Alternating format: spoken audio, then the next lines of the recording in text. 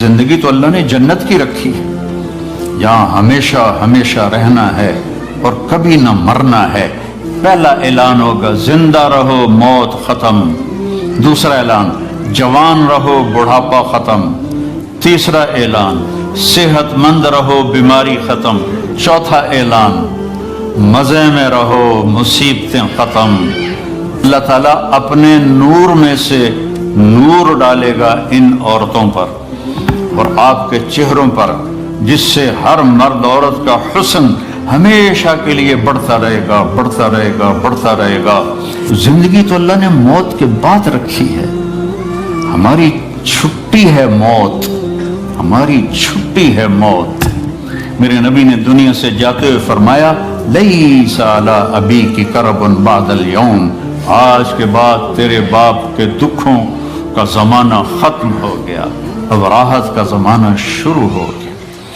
زندگی تو اللہ نے جنت کی رکھی ہے، یہاں ہمیشہ ہمیشہ رہنا ہے اور کبھی نہ مرنا ہے۔ پہلا اعلان ہوگا زندہ رہو موت ختم، دوسرا اعلان جوان رہو بڑھاپا ختم، تیسرا اعلان صحت مند رہو بیماری ختم، چوتھا اعلان مزے میں رہو مصیبتیں ختم، غربت ختم، ہمیش ہمیش کی زندگی پاؤ، مبارک ہو۔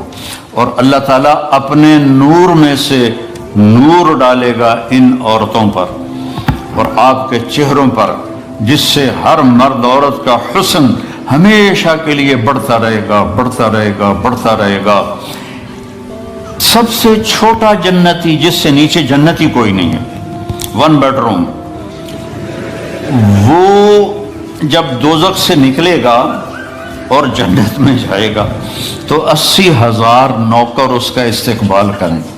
یہاں تو آپ نوکر رکھ نہیں سکتے، گاڑی ہوتی ہے روز رائس اور پیٹرول آپ پا رہے ہوں گے۔ میرا ایک دوست نے مجھے گاڑی میں بٹھایا، کئی سال پرانی بات، کہا جی یہ مے بیک کہتے ہیں، مے بیک ہے؟ ہاں یہ مے بیک ہے، 2.5 لاکھ پاؤنڈ کی ہے۔ تو میں نے کہا اچھا تو اس کا ڈرائیور کون ہے؟ ان کا جی ڈرائیونگ تو ہم خود کرتے ہیں۔ میں نے کہا پھر ہماری سزوکی اچھی ہے، ہمارا ڈرائیور ہوتا ہے۔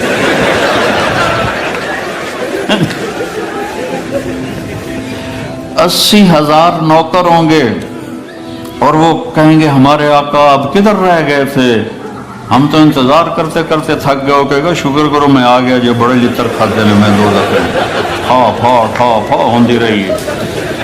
تو وہ پھر اس کو کھانا کھلائیں گے، پانی پلائیں گے، مزہ کرائیں گے، پھر کہیں گے اب آپ اپنے گھر والوں سے مل لیں۔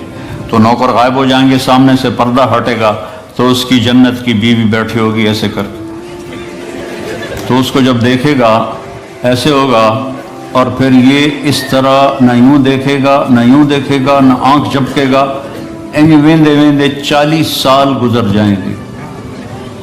40 سال، وہاں ٹائم کوئی نہیں دنیا کے لحاظ سے، میرے نبی بتا رہے ہیں 40 سال سے دیکھتا رہے اور مزہ لے رہا ہے، وہ بھی مزہ لے رہی۔ ادھر 4 منٹ بیوی کو دیکھو کہے گی خیرت ہے، کی ہو گیا جناب نے؟ بیوی خامد کو لے کے دو کہے گی خیر تھا، کی ہو گیا، کیوں ویکھی جانی؟ 40 سال اس کو صرف دیکھنے کا مزہ لے گا۔ تو زندگی تو اللہ نے موت کے بعد رکھی ہے، ہماری چھٹی ہے موت، ہماری چھٹی ہے موت۔ میرے نبی نے دنیا سے جاتے ہوئے فرمایا لیس علی ابیک کرب بعد اليوم، آج کے بعد تیرے باپ کے دکھوں کا زمانہ ختم ہو گیا، اب راحت کا زمانہ شروع ہو گیا۔ ہمیشہ کی خوبصورت زندگی اور جنت میں تختوں پر بیٹھے ہوئے، اور آئیں گے نوکر سلامن سلامہ سلامن سلامہ، اتنے لاکھوں کروڑوں نوکر سلام کریں گے تو 1-2-4 مسافے کرنے والے مل جائیں، مینو پوچھ کے ویکھو کتنا میں اپنے آپ نو دبا کے رکھنا، یہ سارا دکھ ہے، مار کے مٹی ہو جانا ہے، تو آدمی کا سر اوپر ہو جاتا ہے، لاکھوں نوکر کہیں سلام علیکم سلام علیکم، بڑے خوش ہوں گے یار، دیکھو کتنے نوکر سلام کر رہے ہیں۔ ایک دم دروازہ کھلیں گے اور فرشتے آئیں، سلام علیکم، جناب ہم بھی سلام پیش کرتے ہیں.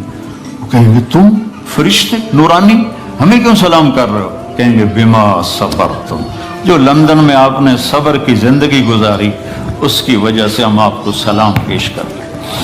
فرشتوں کے سلام کا نشہ باقی ہوگا کہ ایک دم میرے اللہ کا عرش کھلے گا اور اللہ سامنے اپنا دیدار کرا کے کہے گا سلام قول من رب الرحیم، میرے بندو بندیو اب تمہارا رب بھی تمہیں سلام پیش کرتا ہے. پھر اللہ کہے گا خوش ہو؟ کہیں گے یہ خوش ہے. راضی ہو؟ کہیں گے راضی ہے. کہیں گے اب میں تمہیں جنت سے اعلیٰ چیز نہ دے دوں؟ کہیں گے اللہ جنت سے اعلیٰ کیا ہے؟ تو اللہ فرمائیں گے جاؤ میں راضی ہو گیا، اب کبھی ناراض نہیں ہوں. یہ ساری زندگی جو دنیا میں اللہ کی مان کے چلتے رہے، آج اللہ اس کا صلہ دے رہا ہے. نہ ختم ہونے والی زندگی اللہ آپ کو دے رہا ہے. تو کوئی لمبے چوڑے آداب نہیں ہیں. ایک نماز پوری ہو، روزے پورے ہوں، اور اپنی 24 گھنٹے کی زندگی میں اس زبان سے کسی کو دکھ نہ دو. ہو جائے تو معافی مانگ لو، بشر ہو ہی جاتا ہے معافی مانگ لو. کیونکہ اس کو دبانا جو ہوتا ہے نا، بریک لگانا، یہ بڑا مشکل کام ہوتا ہے. لیکن اگر آپ پریکٹس کریں گے تو انشاءاللہ آپ کو پھر اس میں بھی مزہ آئے گا. پی جا ایام کی تلخی کو بھی ہنس کے، ناصر غم کو سہنے میں بھی قدرت نے مزہ رکھا ہے. اس میں بھی اللہ تعالیٰ نے ایک مزہ رکھا ہے. اپنی زندگی میں سچ کو لاؤ، سچ بولو، جھوٹ نہ بولو. ہمارے ملک میں تو بہت جھوٹ بولا جاتا ہے، یہاں کم ہے، لیکن چونکہ اپنے ہی لوگ ہیں تو پتہ نہیں کی 2 نمبری کیوں.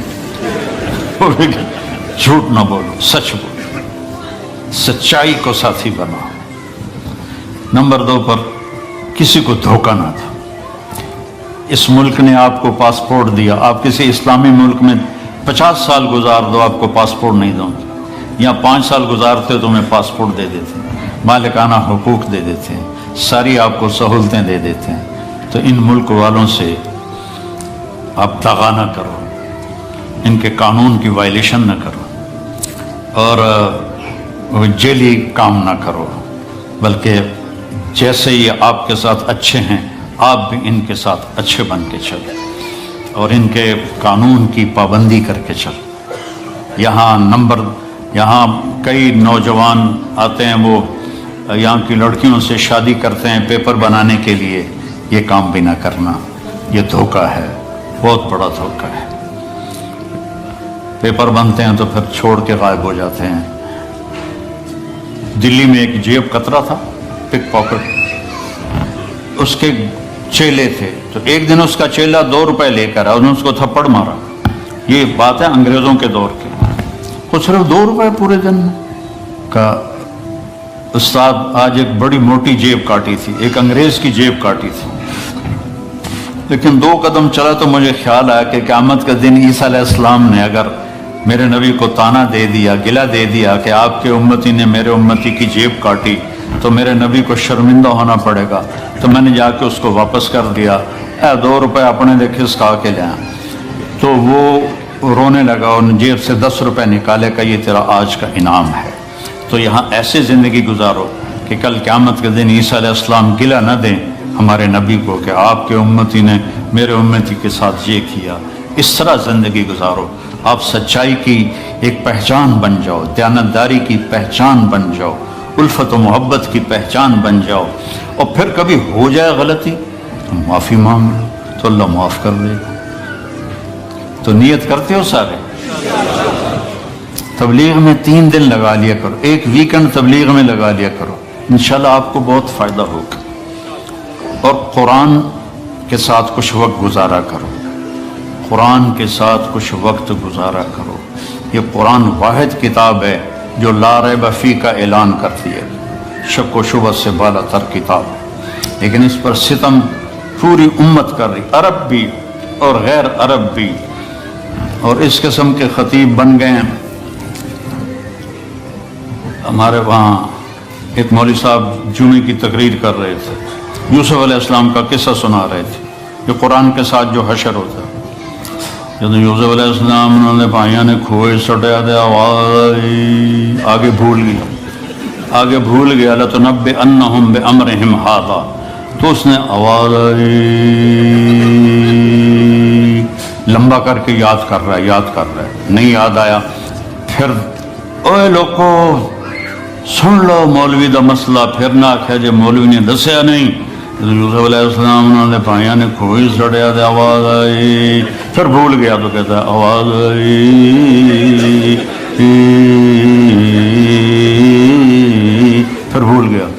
اسے کہ ہوں تک کوئی نہ کوئی بولنا پڑے گا، نہیں تو لتر پڑھن کے اوے لوگو مسئلہ سن لو، پھر نہ آکھے جے مولوی نے مسئلہ نہیں دسیا۔ جدو یوسف علیہ السلام انہوں نے پائیاں نے کھوئی سڑیا دے آواز آئی، کڑوں